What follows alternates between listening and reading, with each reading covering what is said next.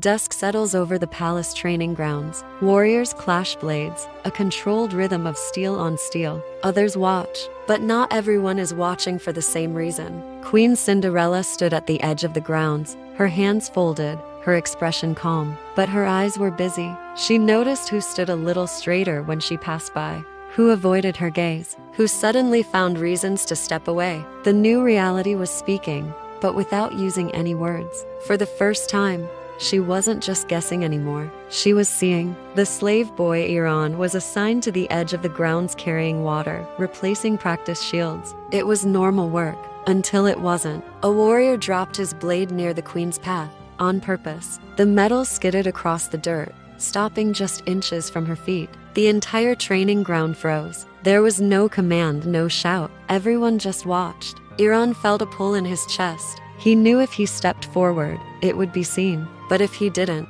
that would also be seen. He moved, quietly, quickly. He picked up the blade, bowed low, and placed it back into the warrior's hands. His eyes were down, his posture respectful. It was nothing dramatic, but the message was crystal clear. The hum of the training grounds started again, but it was different now. The prince smiled faintly. He had set the rhythm of the drills himself, rearranging pairs, changing the timing. It wasn't to test their strength, it was to test their choice. He clapped his hands once. "Switch partners," he said casually. There were a few groans, some laughter, and then movement, and then hesitation. Some warriors stepped forward immediately. Others waited, watching to see who would move first. The prince watched it all. "So that's who you are," he thought. From a shaded balcony above, the king observed. He gave no orders, no corrections. He simply let it all happen. He knew loyalty revealed itself best when it wasn't prompted. His silence weighed more than any command.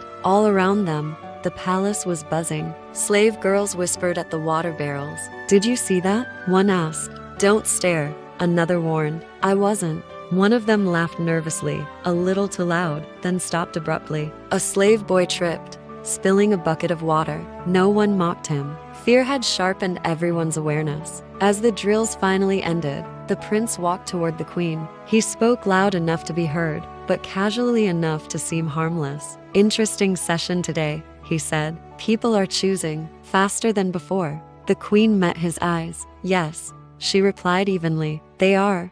Behind them, a palace warrior scoffed. It was quiet, but clearly audible. The queen turned, and so did everyone else. The warrior realized his mistake too late. Every eye was locked on him. The silence stretched out, heavy and absolute. Loyalty had just spoken. When loyalty becomes